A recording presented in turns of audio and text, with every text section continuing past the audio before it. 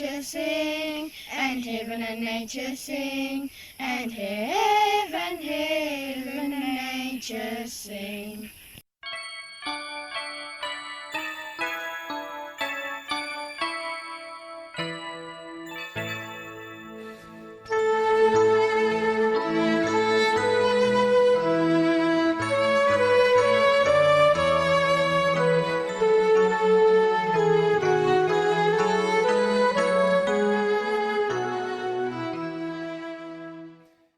Hello, Willie.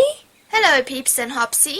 Hi, everyone. What should we play? How about hide and seek? All right. Good idea. I'll count.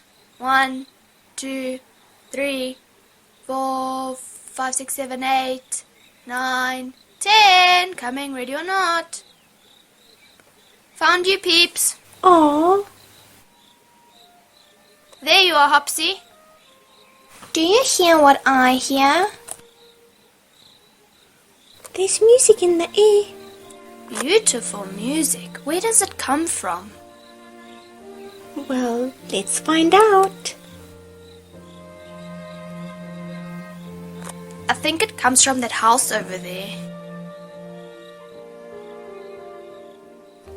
Let's quietly look through the window. Lamb, you're the tallest. What can you see? Candles, a tree, but it's all decorated and lit up with lights. A decorated tree? That's strange. People are sometimes strange, and that's a fact. Shh! There are presents under the tree. And of course there are cookies. And what? There is an interesting setup where there are many sheep, a stable and people. Sheep in the house? I mean, they aren't real, they're just figures. What does all of this mean? Wait a minute. Of course, it's Christmas. Yes, of course. It's December. Everything gets decorated around this time of the year. But I wonder why. You know, I once heard a story long ago that there were a flock of sheep long ago that were suddenly surrounded by bright light and singing right around Christmas time. Sheep and bright lights and singing. But what does it all mean? I don't know. I wonder if it has anything to do with Christmas. Why don't we ask the old owl? She always has an answer. Great idea! Let's go.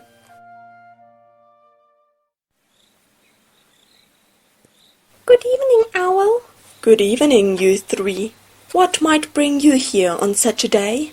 We have a question. We would like to know all about Christmas. What do beautiful lights and colors and decorations and presents and sheep and shepherds and singing and... Ah, yes. You need to hear the Christmas story. Well, sit down and I'll tell you all about it. Long ago, Caesar Augustus, the emperor, ordered that all the people be counted. So it is like counting us. 1, 2, 3, 4. We are 4 in total. Yes, almost. Just that there were very many people that needed to be counted. So Joseph, a carpenter, and Mary had to return to Bethlehem, the place where they were born. An angel? Even angels? That's too wonderful. Yes, an angel had told Mary that she would get a baby, and his name will be Jesus. He will be a holy child, for he will be the Son of God. It was a very long way to go to Bethlehem. At last they arrived and tried to find somewhere to stay. They were very tired, and they both needed to rest. Joseph knocked on the door of an inn.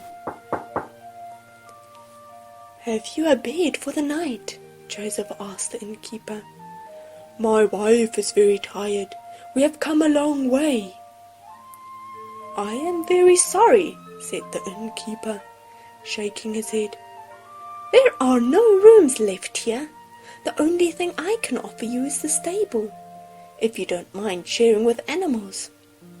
It is warm and dry, "Thank you," said Joseph. They followed the innkeeper, who led them out to the stable. There baby Jesus was born. Outside on a nearby hillside, some shepherds were looking after their sheep. It was a cold, dark night, and they had to keep warm. Suddenly, a great light shone in the sky, and an angel stood before them. They were all frightened, but the angel said, "Do not be afraid, for I have some good news to tell you. Tonight the Lord Jesus has been born. You must go to him. You will find him wrapped in cloth and lying in a manger." Then suddenly the sky was filled with angels singing, "Glory to God in heaven, peace on earth and joy to all men." The shepherds left at once to go look at what the angel had said. The shepherds knocked on the stable door, and Joseph let them in. All the shepherds knelt beside the baby because they knew he was very special. Then the shepherds went to the town to tell everyone about the birth of the Lord Jesus. Some wise men had been watching the stars. They knew a great king was to be born. At last they saw the big, bright star, which they followed across many lands. They thought they would find the new king in a palace, so they went to the palace of King Herod. King Herod was angry to hear of this new king. He said to the wise men, "When you find this king, you must tell me where he is, so I can worship him too." In fact, Herod wanted to kill Jesus. That's horrible. What a nasty king! I don't like him, but I hope he didn't succeed. Well, the wise men finally found Jesus. They knew that he was the king. They bowed before Jesus and gave him gifts of gold, frankincense, and myrrh, gifts fit for a king. That night the wise men had a strange dream. In the dream, God told them not to return to King Herod, as he meant to harm Jesus. The next morning the wise men began their journey home. They did not return to the palace of King Herod. When the wise men had gone, Mary thought again about what the angel had said to her. She picked Jesus up and held him close. She knew that Jesus was very special, and that his birth would always be remembered as a time of great joy and happiness. So that's the story of Christmas. Oh, wow! Was the baby really God's son? Yes, it was God's own son. But why did God send his son to earth? Oh, yes, to save his people. Save his people from what? From sin. The story does not end there. God sent his only son to earth to die.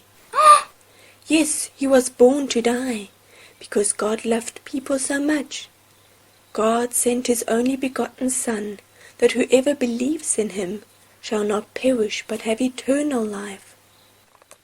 Oh, how lucky people are. Well, it's getting late, and I'd better put up my own Christmas decorations. And you'd all better get home. Thank you for that lovely story, Owl. Yes, thank you and goodbye.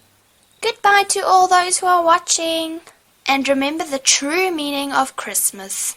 Has the Saviour come into your life and saved you from your sin? If not, why don't you invite him into your heart today?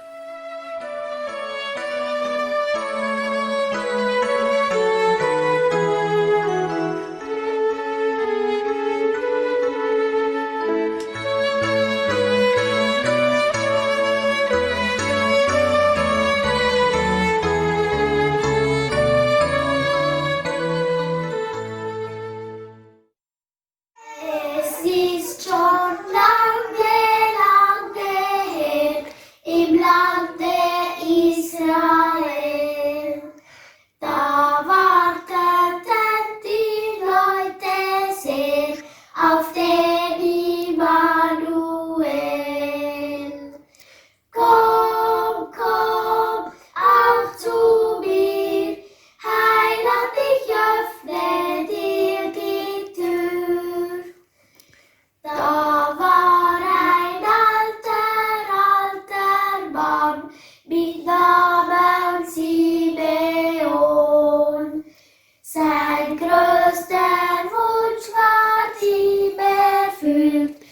sah der Gottessohn. Komm, komm, auch zu mir, Heiland, ich öffne dir die Tür. Und kam da eine alte Frau, die stets im Tempel war. Die lobte Gott und freute sich, als sie das Kindlein sah. Komm,